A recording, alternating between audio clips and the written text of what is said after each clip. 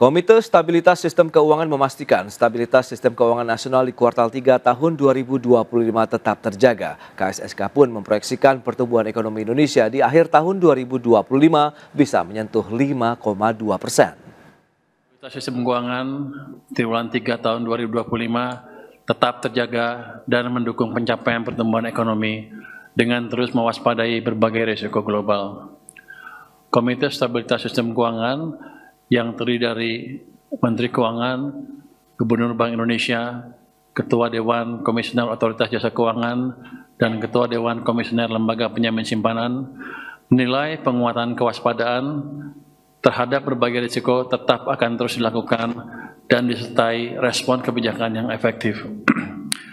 KSSK telah menyelenggarakan rapat berkala KSSK keempat tahun 2025 pada Jumat 31 Oktober 2025. Demikian pernyataan Menteri Keuangan Purbaya Yudisadewa yang menyampaikan bahwa Komite Stabilitas Sistem Keuangan atau KSSK memastikan stabilitas sistem keuangan nasional tetap terjaga pada triwulan 3 tahun 2025. KSSK juga akan terus mendukung pencapaian pertumbuhan ekonomi dengan terus mewaspadai berbagai resiko global. Hasil rapat KSSK menyepakati untuk terus memperkuat sinergi dan koordinasi kebijakan antar lembaga anggota KSSK maupun dengan kementerian atau lembaga lain. Hal ini guna memastikan agar stabilitas sistem keuangan selalu terjaga sekaligus mendorong pertumbuhan ekonomi nasional. Sementara itu, perkembangan positif aktivitas ekonomi dan koordinasi kebijakan memperkuat optimisme ekonomi Indonesia akan tumbuh di atas 5,5% secara tahunan pada triwulan keempat 2025. Adapun secara full year, pertumbuhan ekonomi diproyeksikan akan mencapai 5,2%. Berbagai sumber, IDX Channel.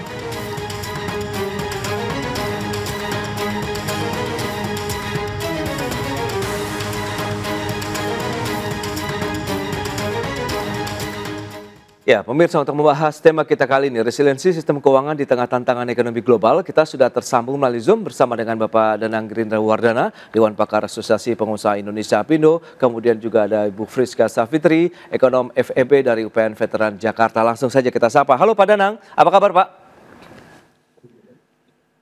Baik Mas Pras, terima kasih. Baik, terima kasih juga atas waktu yang disempatkan Pak Danang, dan juga apa kabar Ibu Friska? Halo. Kabar baik, Mas Pras. Terima kasih. Baik, terima kasih atas waktu yang disempatkan. Sebelum membahas lebih jauh, tadi sudah disampaikan KSSK menyebutkan bahwa memang kalau kita bicara mengenai stabilitas sistem keuangan nasional begitu di kuartal 3 begitu memang masih tetap terjaga. Nah, apakah memang menurut dari ekonom sendiri ini sudah sesuai dengan konsensus dari para ekonom saat ini begitu? Silakan Bu Friska. Oke, kalau tadi saya dengar ya pernyataan tentang stabilitas sistem keuangan ekonomi nasional itu sudah terjaga, itu memang sejalan dengan proyeksi ekonomi. Nah, ini kita bisa lihat dari inflasi terkendali di kisaran 2,6% misalnya gitu ya. Cadangan devisa stabil, cadangan devisa kita tinggi sekitar 148 miliar dolar Amerika, dan perbankan nasional itu mempunyai rasio modal itu di atas 26%, yang artinya itu sektor keuangan kita punya bantalan yang cukup kuat. Nah, kalau dari sisi makro, pertumbuhan ekonomi Indonesia itu adalah sekitar 5,1 pada semester 1 ya, dan akhir tahun ini kisarannya 5,2%. Itu cukup realistis.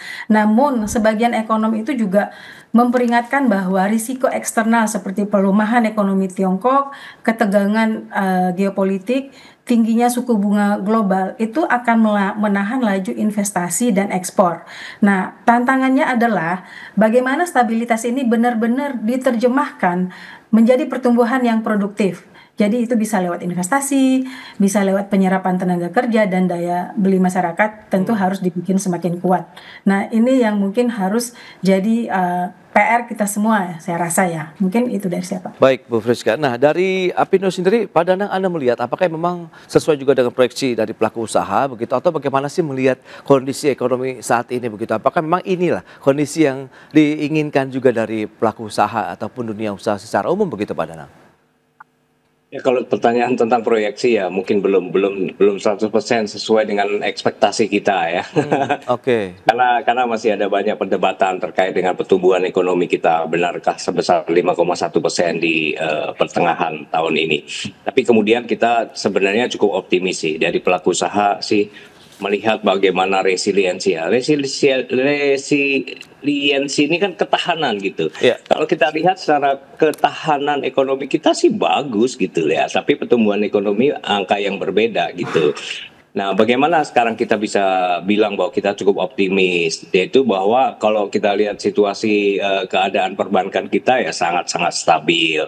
Meskipun ya catatannya suku bunga kredit kita juga masih relatif tinggi lah ya di kawasan ASEAN ya. Oke. Jadi untuk mendorong iklim investasi saya kira perlu proses kebijakan jangka pendek menengah ke depan untuk memperbaiki suku bunga kredit kita supaya investasi kita semakin tumbuh kan. Kalau suku bunga kreditnya relatif terjangkau oleh kalangan investor, maka investasi akan tumbuh.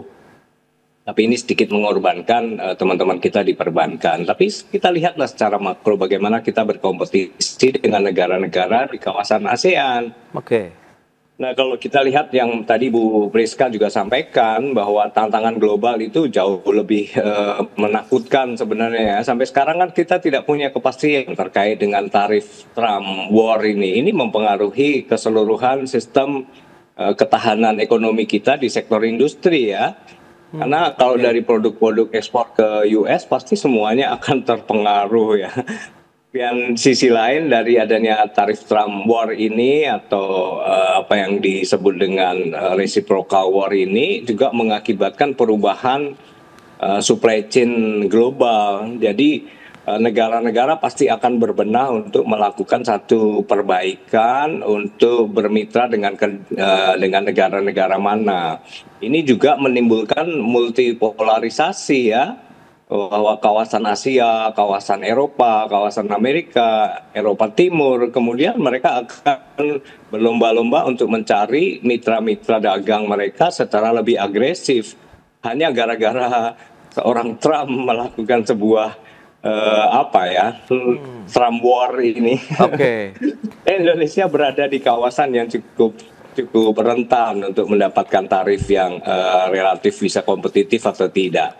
Nah, ini problem-problem di dunia global kita. Indonesia harus segera menyikapi, meskipun juga saat ini kita lihat adanya perundingan Indonesia EU SEPA yang sudah ditandatangani, tapi memang belum berlaku.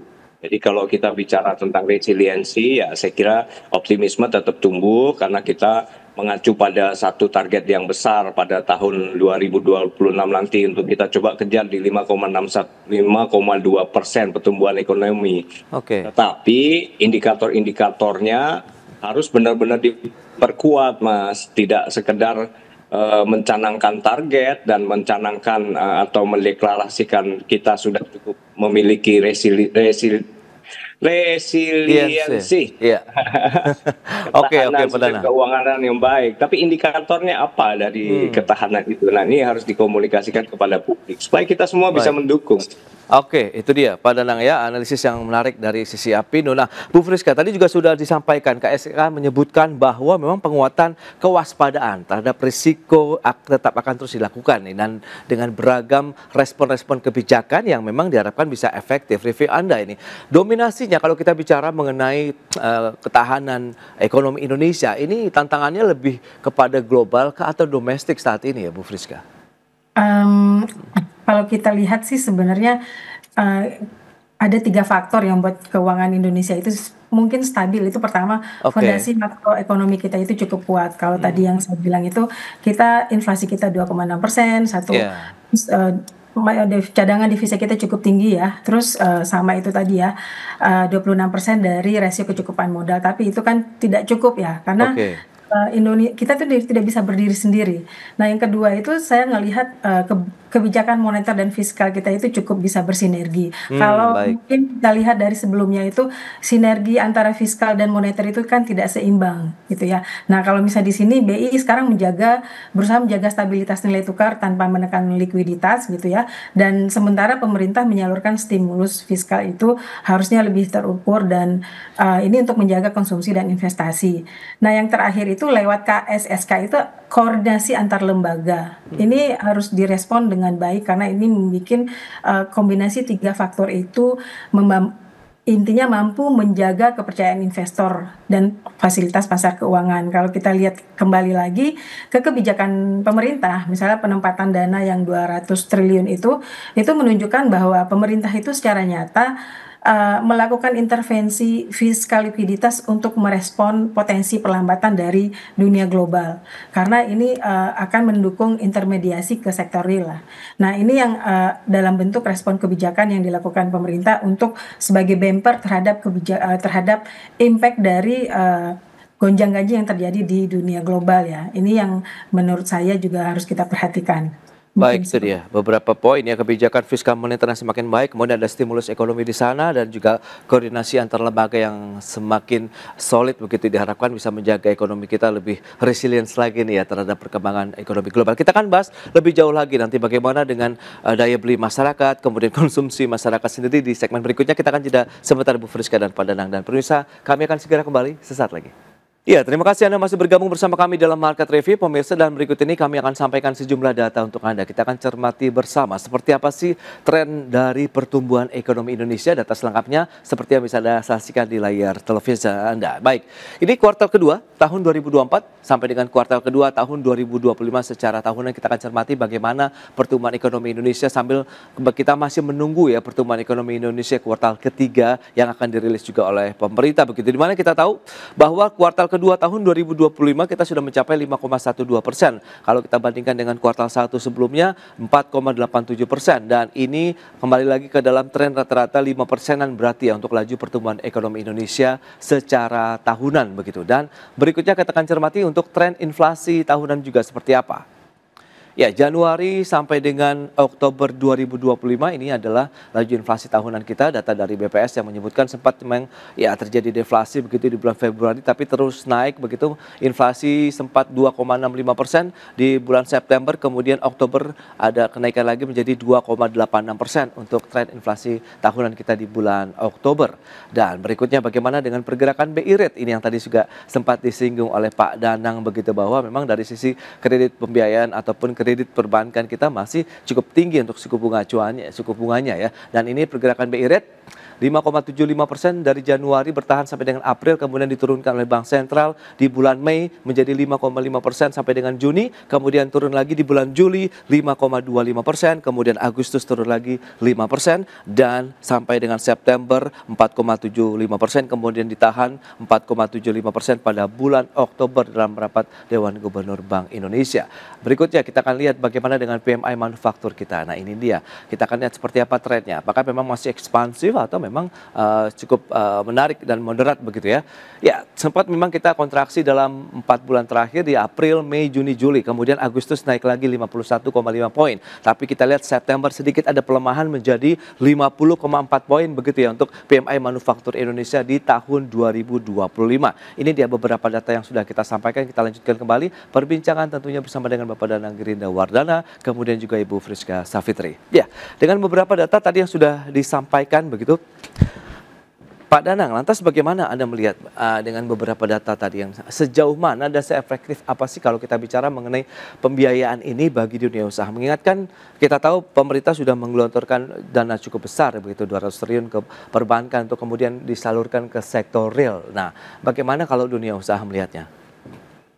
Ya, itu yang kami sampaikan tadi, indikator-indikator itu kan positif untuk mendukung bahwa kita stabil gitu ya.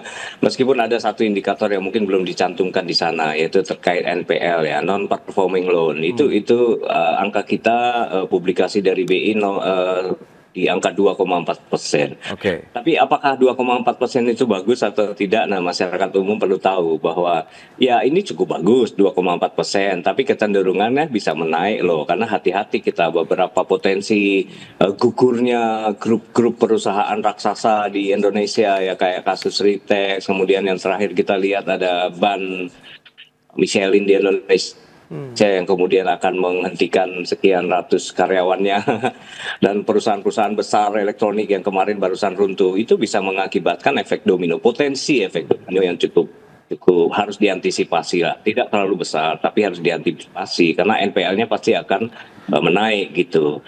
Nah, di sisi lain apakah indikator-indikator yang tadi disampaikan akan menimbulkan gelombang perbaikan secara iklim saya kira Ya, ya yakin kita akan tumbuh dengan baik. Di dalam kesempatan ke depan, industri mesti didukung agar masuk ke Indonesia. Artinya apa?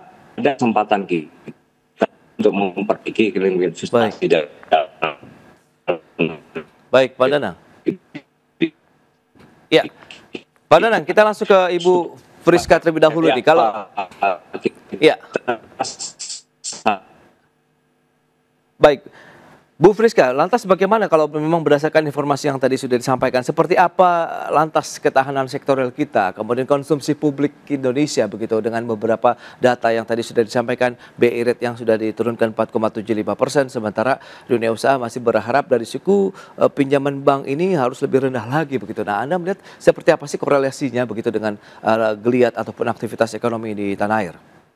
Oke, kalau tadi dari ulasannya Pak Danang sih, memang ada banyak tantangan ya. Oke. Tantangan di Indonesia itu adalah pemerataan. Pertumbuhan belum sepenuhnya dirasakan di sektor padat karya, dan UMKM itu kan menjadi tulang punggung tenaga kerja gitu ya. Maka yang perlu dilakukan adalah memastikan agar kebijakan misalnya kredit produktif dan dukungan logistik itu menjangkau seluruh sektor gitu ya. Nah, kalau kita lihat tadi mungkin secara data misalnya gitu ya, ketahanan sektoral dan konsumsi domestik kita itu memang menjadi penopang utama ekonomi di Indonesia. Kalau kita lihat konsumsi rumah tangga kita 58% dari DJP, dan ini setelah COVID ya, tingkat keyakinan konsumen itu menjadi naik lagi. Lapangan kerja mungkin perlahan-lahan mulai pulih ya. Nah, kalau misalnya dari sisi aktivitas manufacture itu kembali ekspansif. PMI kita itu tumbuh hampir 14%. Nah, ini yang harus kita awasi gitu loh. Jadi secara keseluruhan konsumsi dan sektoral itu menjadi jangkar stabilitas ekonomi nasional. Nah, ke depan itu yang perlu dilakukan adalah sinergi dan perlu kerjasama antara berbagai pihak ya, baik itu moneter, fiskal, pembiayaan produktif juga perlu diperkuat, dan ketahanan ini tidak hanya untuk bertahan, tapi kita juga harus berpikir bagaimana untuk mendorong pertumbuhan yang lebih inklusif. Itu yang mungkin harus diperhatikan, karena seperti tadi juga dibilang oleh Pak Danang, kalau bicara angka mungkin kita juga harus lebih tajam lagi melihat bagaimana ke dalamnya itu. Nanti misalnya sekarang mungkin kita bisa bilang itu optimis, tapi kita nggak tahu kalau misalnya di dunia global ekonomi itu kan kadang-kadang terjadi hal-hal yang ya mungkin 2-3 tahun lagi ada lagi hal lain selain COVID ya, yang itu menggoncang. Nah, kita perlu beberapa planning untuk Indonesia secara domestiknya. Itu mungkin dari saya. Baik, tapi kalau kita lihat sejauh mana dampak volatilitas global seperti geopolitik, geoekonomi terhadap perekonomian dan juga tadi resiliensi dari sistem keuangan kita begitu, Bu Friska. Oke, kalau kita lihat volatilitas global atau geopolitik ini memang memberikan secara ketahanan ekonomi itu melalui 3 jalur ya, ada perdagangan, ada keuangan, ada komoditas gitu ya. Nah, kalau kita lihat lagi ekspor manufacture itu sempat melemah. Rupiah kita kan sempat jatuh dan harga energi pangan itu berfluktuasi itu cukup tajam ya. Tapi kalau secara keseluruhan itu Indonesia masih menunjukkan daya tahan yang cukup kuat karena ditopang oleh konsumsi domestik kita yang solid. Jadi cadangan, ya itu tadi cadangan devisa kita cukup tinggi. Nah sekarang koordinasi kebijakan antara fiskal dan moneter ini cukup baik. Tapi saya kira stabilitas ini tidak boleh membuat kita percaya diri terlalu optimis ya, karena tekanan global ini berisiko terhadap inflasi pangan contohnya gitu ya, arus modal keluar. Contoh misalnya sekarang Indonesia itu sebenarnya dari dulu mungkin 20 tahun, 15 tahun yang lalu itu udah seksi buat negara lain gitu ya. Tapi sekarang kan capital outflow, orang pada banyak ke Vietnam misalnya gitu ya. Nah, ini yang tadi juga dibilang kalau misalnya kita lihat dari data ASEAN, sebenarnya kita itu termasuk negara yang sangat besar dan punya kekuatan yang super lah sebenarnya gitu ya. Jadi itu yang harus kita olah lagi sebenarnya. Nah, karena itu pemerintah perlu memperkuat buffer domestik. Jadi baik dari sisi apapun ya, supaya gejolak global ini tidak menular ke ekonomi rumah tangga. Nah, ini yang ditakutkan. Kalau ini sampai menular ke ekonomi rumah tangga, berarti kita harus siap-siap lagi, lebih gencar lagi, karena target 55,2% itu akan susah untuk dicapai. Karena kalau itu tidak hanya angka gitu ya. Nah, sekarang bukan hanya untuk bertahan, tapi bagaimana ini bisa menjadikan krisis ini momentum untuk memperkuat kemandirian ekonomi nasional kita. Saya rasa mungkin kita semua sudah tahu kalau kita memang sudah saatnya harus Baik. mandiri ekonomi. Mungkin Itu begitu, dia, Mas. kita akan lihat seperti apa strateginya begitu, dan apakah ada digitalisasi keuangan ini bisa menjadi salah satu solusi juga. Kita bahas nanti di segmen berikutnya. Kita akan jeda kembali sebentar, Bu Friska dan pemirsa, tetaplah bersama kami. Ya, Anda masih menyaksikan Market Review. Kita lanjutkan kembali perbincangan menarik ini bersama dengan Bapak Danang Gerindra Wardana, Dewan Pakar Asosiasi Pengusaha Indonesia, kemudian Ibu Friska Savitri, Ekonom FEB UPN Veteran Jakarta. Ya, dengan kondisi informasi yang tadi sudah kita bahas bersama begitu ya, dari Ibu Friska kemudian Pak Danang, lantas bagaimana? Adakah instrumen-instrumen seperti hedging, kemudian ada lagi obligasi di sana begitu, ini bisa digunakan dunia usaha, pelaku usaha begitu untuk bisa mengurangi dampak eksternal, atau bagaimana Pak Danang melihatnya untuk bisa meningkatkan ketahanan dari dunia usaha kita sendiri begitu? Menurut saya sih hedging dan obligasi sih itu alternatif terakhir lah. Oke. Kita kirim uang ke obligasi atau deposito yang lebih berjangka pendek, itu saya kira jika tidak ada alternatif lain maka kita lakukan itu, karena hedging tuh bayar loh. Iya. Dan deposito tuh punya waktu untuk bisa dicairkan lagi. Tapi konteksnya adalah bagaimana saat ini kita juga sebenarnya masih belum berhasil banget terkait dengan menjaga nilai tukar rupiah kita, sehingga fluktuasi dolar atau pelemahan nilai tukar rupiah kita itu masih terjadi begitu sering gitu. Hari ini pun sudah pagi tadi kita lihat masih 16,7, 16.700, artinya rupiah kita melemah lagi. Dan fluktuasi ini akan mendorong orang untuk khawatir secara psikologis kan. Oke. Jadi kita harus memohon kepada KSSK atau komandannya saat ini Pak Menteri Keuangan Pak Purbaya untuk segera bisa membantu mengatasi begitu dinamiknya atau fluktuatifnya nilai tukar rupiah kita. Itu sangat mengganggu dunia industri. Di sisi lain kita juga harus waspada untuk benar-benar cermat pada perubahan perilaku konsumen kita, karena pertumbuhan ekonomi kita benar ditopang oleh sebagian besar konsumsi rumah tangga ya, artinya kan domestic consumption kita tinggi gitu, tapi tidak selalu cukup ditopang oleh kapasitas atau kemampuan ekspor kita. Ekspor kita menaik iya, tapi naiknya tuh landai gitu, jauh lebih rendah daripada negara-negara kawasan ASEAN yang lain. Artinya kemudian kita harus melihat perilaku belanja dalam negeri kita, konsumsi domestik itu dilihat dari begitu banyaknya pergeseran perilaku yang biasanya banyak belanja offline, ke toko-toko, ke mall gitu. Sekarang 30%, 25% sudah bergeser ke belanja e-commerce. Dan kalau belanja melalui e-commerce artinya banyak produk-produk yang dibeli oleh masyarakat kita dengan perubahan perilaku itu adalah produk-produk yang diproduksi oleh negara lain gitu. Baik, oke. Gitu. Artinya konsumsi terhadap produk-produk industri dalam negeri kita, manufaktur dalam negeri kita kan menurun. Meskipun topangan ekonomi kita di produk primer dan sekunder masih lah domestik, tapi produk-produk tersier itu lebih banyak kita beli dari produk-produk luar negeri. Artinya industri kita mengalami masalah berat terkait dengan kompetisi antar negara di sektor manufaktur. Nah, ini harus diperhatikan juga. Apakah ini akan mengakibatkan stabilitas kita ekonomi secara keseluruhan? Saya yakin iya, jelas, karena kalau produk-produk manufaktur kita kalah bersaing di dalam negeri kita sendiri, maka kita akan melihat beberapa perusahaan di masa depan akan runtuh dengan sangat cepat. Karena mereka tidak mampu bersaing. Nah, salah satu yang harus dilakukan oleh KSSK adalah bagaimana mempertahankan dan sekaligus mengembangkan kapasitas manufaktur kita di dalam negeri. Baik, Pak Nanang. Nah, Bu Friska, lantas bagaimana dengan digitalisasi yang memang tidak bisa kita elakkan begitu ya saat ini? E-commerce juga kan banyak peminatnya. Ada lagi tadi perubahan perilaku masyarakat untuk melakukan konsumsi. Anda melihat apakah ini menjadi tantangan tersendiri atau berkah yang harus bisa kita optimalkan misalnya untuk bisa mendorong juga perekonomian di dalam negeri sambil tetap kita ya kalau bisa memang produk-produk yang ditawarkan seperti yang Pak Nanang sampaikan itu adalah produk buatan Indonesia begitu. Oke, ada dua hal di sini ya. Pertama, kita memang nggak bisa menghindari arus globalisasi, karena itu seperti angin, mau nggak mau kita harus beradaptasi. Kalau misalnya manufacture kita mungkin harus mau nggak mau harus bersaing, berarti yang kita kasih adalah penguatan secara kualitas. Nah, digitalisasi keuangan melalui vintage, QRIS, digital banking itu secara survei itu memberikan dampak nyata terhadap efisiensi dan stabilitas ekonomi keuangan nasional. Kalau kita lihat lagi 5 tahun terakhir, adopsi transaksi digital itu tumbuh sangat luar biasa.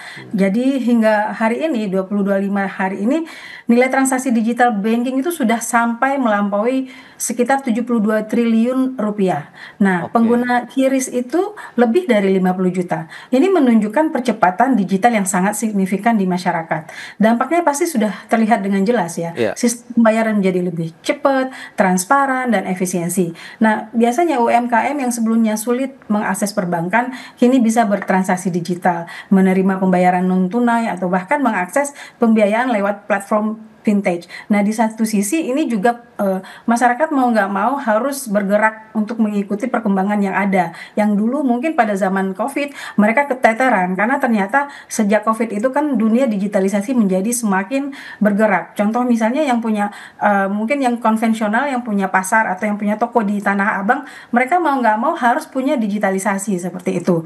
Nah, digitalisasi ini juga di satu sisi menurunkan biaya transaksi dan memperkuat transmisi kebijakan moneter. Artinya digitalisasi ini bukan lagi masalah kemudahan, tapi menjadi pilar baru untuk menjaga stabilitas keuangan nasional. Karena kalau kita tidak membawa digitalisasi, kita akan menjadi tereksklud dari dunia global juga. Nah, yang sekarang menjadi tantangan kita itu adalah menjaga keamanan cyber, perlindungan data, pengawasan inovasi digital. Ini yang ekosistem yang harus dikuatkan oleh pemerintah.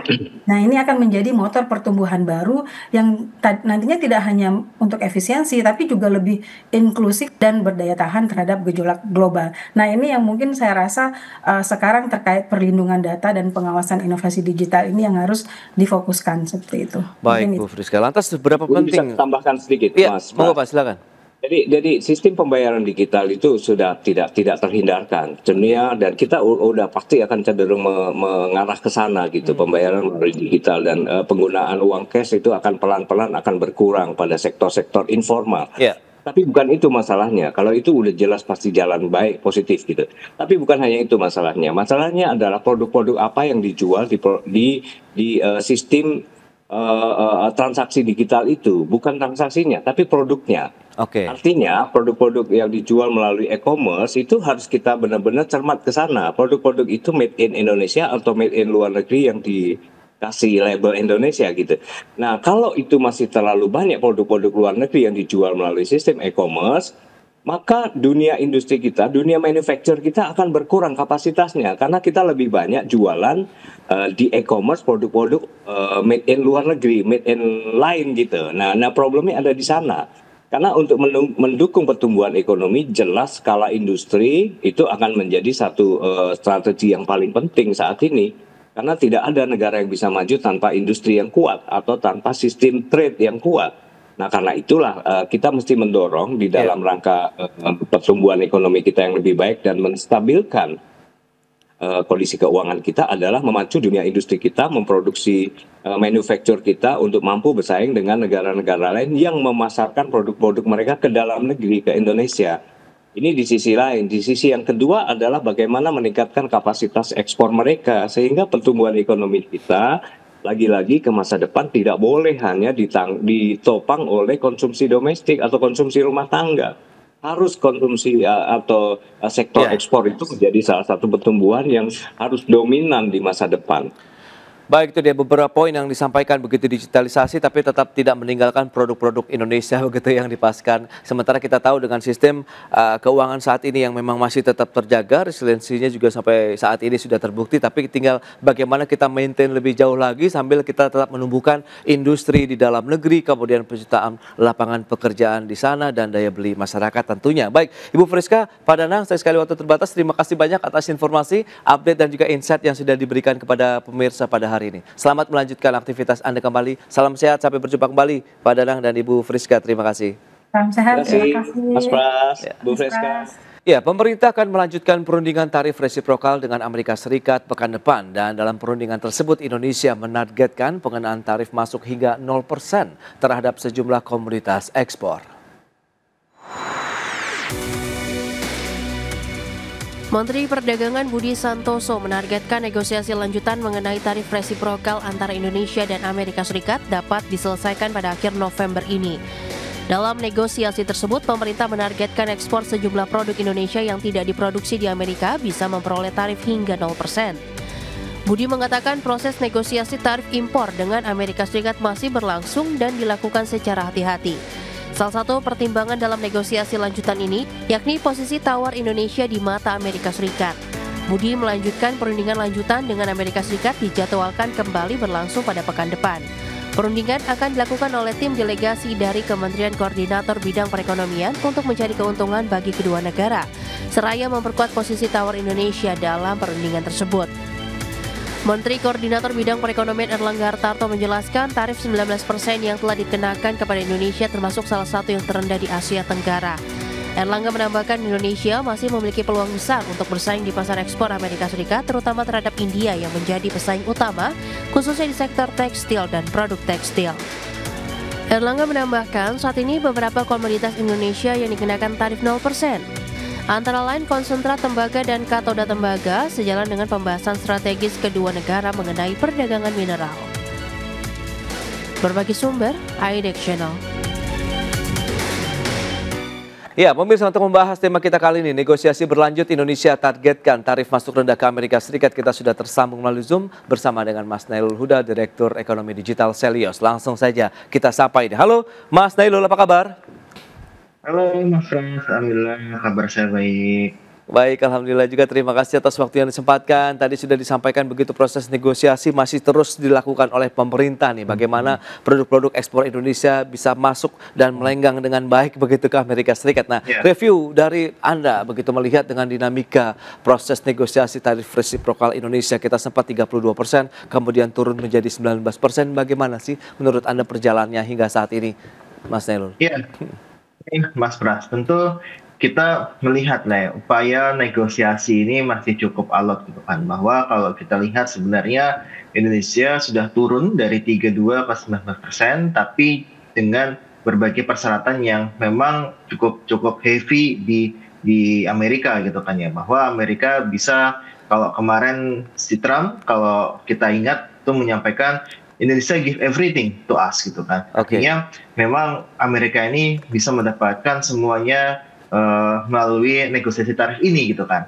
Nah kemudian ini juga kalau kita lihat beberapa hari terakhir ya, bahwa ada beberapa tarif-tarif dengan negara lainnya, AS ini dengan negara lainnya itu juga yang menurunkan dengan tarif yang serupa, bahkan lebih rendah gitu kan.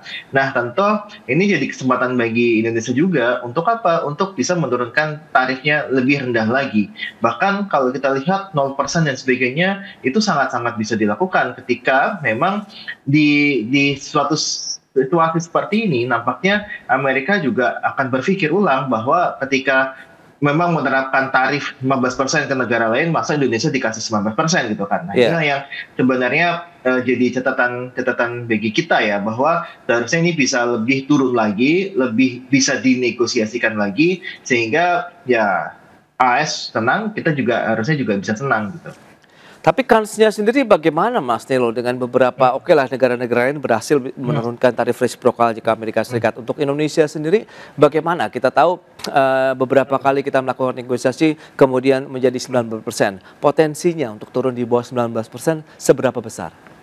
Ya, dengan melihat beberapa negara yang memang tarifnya turun lagi dan bahkan kemarin dengan Malaysia pun mencapai kesepakatan tertentu ya dengan Anwar Ibrahim untuk komoditas tertentu, itu juga seharusnya Indonesia bisa lebih dari itu gitu kan. Bahkan kalau kita lihat untuk beberapa barang seharusnya bisa 0% ke Amerika gitu kan. Nah, memang ini yang kita sebut sebagai negosiasi yang dua arah gitu kan. Nah, kalau kita sebenarnya negosiasinya kita menunggu saja dengan Amerika, kita menawarkan apa, Amerika iya atau tidak gitu doang kan. Nah, makanya ini yang harus kita lakukan adalah negosiasi dua arah gitu kan. Nah, yang kemudian kalau kita lihat apakah potensinya besar untuk bisa turun lagi, saya rasa dengan berbagai praktik yang sekarang gitu ya, sekarang ada, saya rasa kekuatan Indonesia juga cukup besar gitu kan. Indonesia ya bisa kita bilang mineral strategisnya juga cukup banyak dan sebagainya. Kemudian kalau kita lihat juga ya package deal-nya ya, ataupun paket deal kemarin juga bisa kita kembangkan dan sebagainya. Yang saya rasa ini seharusnya bisa jadi catatan bagi pemerintah kita untuk bisa bernegosiasi secara lebih adil lagi. Dan dahulu saya sempat bilang bahwa ketika itu memang ada ketimpangan dagang gitu ya, ketimpangan dagang, kekuatan dagang antara Indonesia dengan Amerika gitu kan. Nah, ini kalau kita lihat sekarang ini dengan posisi Amerika yang sekarang mungkin terjepit oleh beberapa negara, saya rasa ketimpangan tersebut harusnya bisa dimanfaatkan dan diturunkan oleh pemerintah kita untuk bisa bernegosiasi dengan lebih baik lagi. Dan pemerintah menyebutkan negosiasi tarif masih berlangsung, kemudian ditargetkan bisa selesai akhir bulan ini. Nah, dari Selyo sendiri, apakah poin-poin yang perlu kita kuatkan, tekankan begitu sehingga ya tadi supaya kansnya semakin besar kita bisa menurunkan tarif masuk dari produk Indonesia ke Amerika Serikat nih Mas Nailul? Ya. Kalau kita lihat sebenarnya yang harus dinegosiasikan tentu adalah dari rule of thumb dari perdagangan sendiri gitu, bahwa kalau kita lihat beberapa misalkan tembaga, Amerika bilang they give us everything gitu kan. Nah, kita juga harus bisa memperkuat untuk rule of dagangnya, rule of trade-nya untuk yang tembaga ini. Jangan sampai ini kita kasih dengan cuma-cuma gitu kan. Nah, kemudian juga kalau kita lihat juga terkait dengan kompensasi silang gitu kan. Mereka minta bahwa kita ingin bisa masuk kemana saja, terus Indonesia impor apa saja. Ini jangan sampai Indonesia hanya iya saja tanpa memikirkan kompensasi silangnya seperti apa. Karena kalau kita lihat kompensasi hanya turun dari 32 ke 19% itu jauh lebih buruk ya. Mungkin jauh lebih buruk dibandingkan dengan apa yang pemerintah Amerika dapatkan gitu kan, termasuk juga terkait dengan data dan sebagainya yang saya rasa itu juga harus dinegosiasikan gitu kan. Nah, kemudian juga kalau kita lihat sebenarnya di sini Indonesia juga bisa melibatkan peran dari BRICS gitu ya, bahwa dengan menjadi negara BRICS artinya Indonesia mempunyai kesempatan untuk apa? Untuk bisa bernegosiasi dengan Amerika dengan ya cara mereka menekan kalau tidak bisa saya akan lebih aktif lagi di BRICS dan sebagainya. Nah, itu kan sebenarnya kan adalah negosiasi yang seharusnya dilakukan oleh negara besar kita kan. Nah, kita berharap bahwa Prabowo dengan kementeriannya itu bisa mengimplementasikan apa itu negara besar dengan bernegosiasi ulang dengan Amerika sehingga hasil dari negosiasi menjadi lebih baik bagi kita. Nah, posisi Indonesia, apakah memiliki posisi tawar yang cukup baik? Mengingat kita tahu kemarin kita mendapatkan apresiasi positif dari pemerintah Amerika Serikat dengan Presiden Pak Prabowo begitu, dengan beberapa pertemuan-pertemuan dunia, ada KTT ASEAN, KTT APEC kemarin. Apakah ini bisa menjadi nilai plus lah buat Indonesia begitu, Mas Nailul? Iya, kalau bisa dimanfaatkan oleh pemerintah itu pasti jadi nilai plus gitu kan. Tinggal bagaimana kita bisa manfaatkan sebenarnya peluru-peluru untuk bisa bernegosiasi. Misalkan aja kita sangat kuat sekali dalam hal sawit, ya kan. Dalam hal sawit, masa Malaysia bisa bernegosiasi dengan Amerika mendapatkan tarif yang rendah untuk produk sawitnya, kita tidak gitu kan. Nah, makanya ini yang harus dilakukan adalah Indonesia harus mencari peluru-peluru bahwa ini loh nanti ketika akan ada negosiasi keluarkan peluru A, B, C, dan D gitu kan. Nah, sehingga ini negosiasi ini kita berjalan dan kita tidak tidak istilahnya itu tidak kosong gitu kan. Nah, makanya ini harus disiapkan peluru-peluru tersebut gitu kan. Bahkan kalau kita lihat dengan kemarin Prabowo pidato di APEC dan sebagainya, ini seharusnya bisa menjadi momentum bahwa ya Indonesia bangsa yang besar, bangsa yang tidak bisa didrive oleh Amerika, bangsa yang harusnya bisa bernegosiasi dengan baik lagi, dan bisa menghasilkan hasil negosiasi yang menguntungkan bagi ya industri dalam negeri kita. Baik, nah kalau kita bicara mengenai tarif penerapan yang 19% begitu, menurut Anda ini akankah membuat Amerika akhirnya tidak lagi menjadi tujuan ekspor terbesar Indonesia begitu? Ingat dalam beberapa waktu terakhir kan Indonesia memang mengekspor cukup banyak juga produk-produk komoditas andalan kita ke Amerika Serikat begitu, Mas Nailul? Ya, kalau kita lihat data sebenarnya memang salah satu tujuan utamanya tetap ke Amerika gitu kan. Di samping itu ada Tiongkok yang pasti sudah cukup besar lah ya, Tiongkok, kemudian ASEAN, kemudian kalau kita lihat dari sisi negara bilateral lainnya ada India, ada Jepang juga gitu kan. Nah, memang Amerika menjadi salah satu yang terbesar juga dan penyumbang surplus terbesar sebenarnya dari Amerika. Nah, tapi kalau kita lihat cara month to month untuk di September tahun 2025 itu terjadi penurunan sebesar 10,72% untuk ekspor ke Amerika. Nah, memang ini yang kita lihat bisa jadi nanti ekspor kita ke Amerika melemah gitu kan. Untuk beberapa HS pasti akan melemah, dan kemudian ini akan menyebabkan penyumbang surplus itu bisa bergeser ke India ataupun ke Jepang gitu kan. Nah, tentu ini makanya yang tadi saya bilang ini harus dimanfaatkan betul ketika kita bisa ataupun kita tergabung dalam BRICS gitu kan, bahwa ketika kita mentok ke Amerika ya kita bisa berjualan ke negara BRICS lainnya seperti India, Brazil misalkan. Kita kemarin juga sudah ketemu Presiden Lula gitu kan. Nah, ini yang harusnya dijadikan sebagai peluru lagi bagi pemerintah kita agar negosiasi dengan Amerika itu tidak timpang. Makanya ini harus disiapkan timeline ketika Presiden ketemu Presiden Lula, Presiden ke APEC dan sebagainya, itu harus disiapkan sebagai timeline agar negosiasi kita dengan Amerika itu bisa berjalan dengan lebih baik. Itu dia, sejumlah persyaratan juga diberikan oleh Amerika Serikat dengan produk mereka yang bebas bea masuk ke Indonesia. Kemudian kita tahu juga bahwa harus membeli sumber-sumber energi dari Amerika Serikat begitu. Apakah ini memang akhirnya akan menguntungkan juga Indonesia karena kita juga ada kebutuhan di sana? Kita akan bahas lebih jauh di segmen berikutnya. Kita akan jeda dulu sebentar, Mas Nailul. Dan pemirsa, kami akan segera kembali sesaat lagi. Ya, Anda masih menyaksikan Market Review dan kembali kami sampaikan sejumlah data. Kita akan cermati bersama seperti apa pangsa pasar ekspor non-migas Indonesia. Ya, seperti yang bisa Anda saksikan di layar televisi. Nah, ini dia, ada beberapa negara yang menjadi tujuan ekspor produk non-migas Indonesia periode Januari-September 2025, data dari BPS. Kita akan cermati China sekitar 23,26%. Kemudian ada Amerika Serikat 11,53%, India 7,02%, sementara sejumlah negara ASEAN 19,29%, Uni Eropa 7,24%, dan sejumlah negara lainnya mencapai 31,67%. Ini dia secara keseluruhan pangsa pasar produk non-migas Indonesia, China, Amerika Serikat, India kalau kita bicara mengenai negara ya secara entitas sendirian. Tapi kalau kita lihat dengan negara-negara yang tergabung dalam blok ASEAN, Uni Eropa, ya ini dia beberapa diantaranya 19,29% dan 7,24%. Nah, bagaimana dengan ekspor unggulan non-migas Indonesia? Apa saja produknya seperti yang bisa Anda saksikan kembali di layar televisi Anda. Ada mesin dan perlengkapan elektrik. Ini adalah ekspor unggulan non-migas Indonesia ke Amerika Serikat yang tadi memang disampaikan masih menjadi negara tujuan terbesar juga ya untuk produk-produk Indonesia.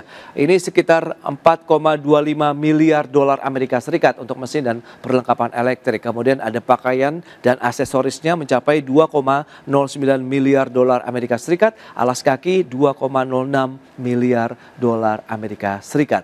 Itu dia beberapa data terkait dengan bagaimana ekspor unggulan. Selanjutnya, kita akan cermati bersama ekspor non-migas Indonesia. Seperti apa? Kita lihat dari Januari-September 2024 kita sandingkan dengan periode yang sama di tahun ini, ada kenaikan 12,79% untuk ekspor non-migas Indonesia dari 21 miliar menjadi 23,68 miliar dolar Amerika Serikat. Itu dia beberapa data yang menarik kita akan cermati dan kita akan lanjutkan kembali perbincangan bersama dengan Mas Nailul Huda, Direktur Ekonomi Digital Selyos. Ya, dengan beberapa informasi tadi yang sudah disampaikan ini Mas Nailul, lantas bagaimana sih sebenarnya potensi-potensi dari produk-produk komoditas Indonesia begitu? Non migas memang nampaknya masih mendominasi ya untuk eksportasi Indonesia. Anda melihat bagaimana dengan pasar Amerika Serikat dengan tarif resiprokal yang masih terus diupayakan untuk bisa turun lagi di bawah 19%, Mas Nailul? Oke, kalau kita lihat sebenarnya kan secara ekonomi aja ya, kalau kita lihat sebenarnya dengan diberlakukannya tarif resiprokal, artinya kan barang-barang kita ketika diekspor ke Amerika akan jauh lebih mahal. Nah, ketika lebih mahal pasti akan terjadi permintaan yang lebih menurun gitu kan. Nah, tentu ini akan berdampak kepada ya selain dari sisi ekspor kita akan ke Amerika juga akan melemah, ini juga akan terjadi pelemahan di industri ketika kita tidak melakukan apapun gitu. Nah, kemudian ini yang kita lihat sebenarnya juga akan ada dampak tidak langsung dari mana? Dari Amerika yang juga melakukan tarif resiprokal ke negara-negara lain, misalkan ke China. Nah, ketika China diterapkan tarif resiprokal, tentu permintaan barang-barang dari China ke Amerika itu juga akan turun. Nah, ini akan menyebabkan permintaan barang-barang dari negara lain ke Chinanya juga akan turun. Nah, makanya ini memang dampaknya akan sangat luas sekali ke perdagangan global dan juga industri di dalam negeri gitu kan, dan juga ke Indonesia juga. Nah, ini yang terjadi. Nah, kemudian kalau kita lihat sebenarnya di September, kalau tadi Mas Pras menyebutkan datanya ya, bahwa Amerika memang cukup besar, tapi satu sisi juga kalau bisa kita bilang menurun sebenarnya. Dan itu menurun juga bukan hanya ke Amerika, tapi juga ke Jepang, ke India, dan beberapa negara lain. Nah, ini yang kita khawatirkan ketika memang dari sisi Amerika ini menurun, ini juga akan merembet kepada negara-negara lainnya. Nah, kemudian kalau kita lihat sebenarnya ini juga harusnya jadi momentum bagi siapa? Bagi pemerintah kita untuk bisa melakukan diversifikasi ekspor. Nah, itu ini butuh satu kajian lagi, kita butuh satu kebijakan lagi untuk bisa mendiversifikasi sehingga ya produk kita tidak hanya tergantung ke Amerika, dan ketika Amerika menerapkan tarif resiprokal lebih dalam lagi, kita tidak perlu khawatir. Baik. Nah, dengan beberapa data yang tadi sudah disampaikan, lantas bagaimana dengan kans negara-negara yang tadi kalau bicara mengenai diversifikasi, sementara kan Amerika ya tentu masih akan menjadi mitra dagang yang akan sangat diperlukan begitu bagi Indonesia, Mas Nailul? Iya. Kita tidak memungkiri bahwa Amerika mempunyai pangsa pasar yang cukup besar juga gitu kan. Nah, memang menjadi salah satu mitra dagang kita juga. Nah, tapi kita juga harus bisa untuk melakukan diversifikasi ekspor. Pertama, kalau kita lihat ada refocusing produk ke pasar-pasar yang memang lebih toleran terhadap tarif. Misalkan kalau kita lihat ada EU, ada BRICS, ada Timur Tengah dan sebagainya. Ini kan sebenarnya kan lebih toleran terhadap tarif gitu kan. Tapi EU itu lebih intoleran terhadap berbagai hal termasuk lingkungan dan sebagainya. Makanya kita harus bisa menyesuaikan dengan pasar yang ada. Nah, kemudian kita juga harus ada upgrading terhadap kandungan teknologi, kandungan kualitas produk yang lebih bagus lagi, sehingga nanti ketika kita mengekspor pun itu tidak hanya barang mentah. Kalau sekarang kan masih banyak yang barang mentah seperti sawit dan sebagainya. Nah, kita harap itu bisa lebih tinggi lagi untuk barang-barang yang sifatnya teknologi menengah dan teknologi tinggi. Kalau nggak tinggi yang menengah lah kita.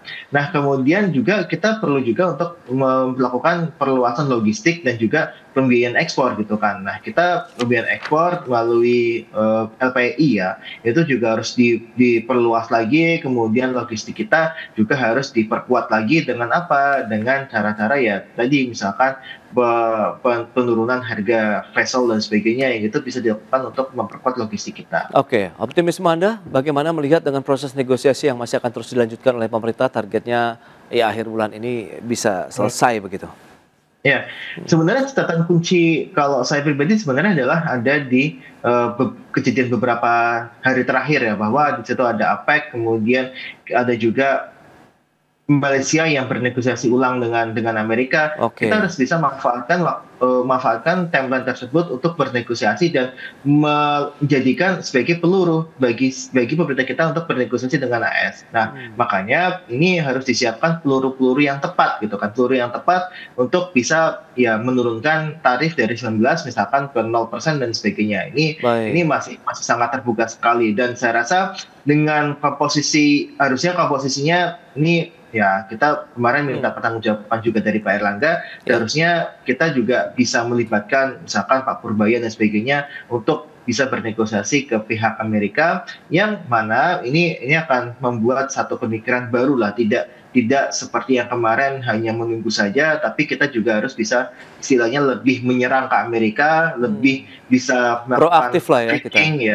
Proaktif gitu kan, proaktif ke Amerika. Kita tidak hanya menunggu yes atau tidak dari pihak Amerika, itu saja. Baik, itu dia yang perlu dilakukan oleh pemerintah, harus lebih aktif lagi menjalin komunikasi begitu ya, untuk negosiasinya bisa berjalan lebih smooth lagi begitu. Baik Mas Nelo, terima kasih banyak atas informasi, update dan juga insight yang sudah diberikan. Selamat melanjutkan aktivitas Anda kembali, salam sehat. Sampai berjumpa kembali Mas Nelo, terima kasih. Ya. Baik pemirsa, 1 jam sudah saya menemani Anda dalam market review, dan perbaharui terus informasi Anda hanya di IDX Channel, your trustworthy and comprehensive investment reference. Karena urusan masa depan harus ke depan, aku investor saham.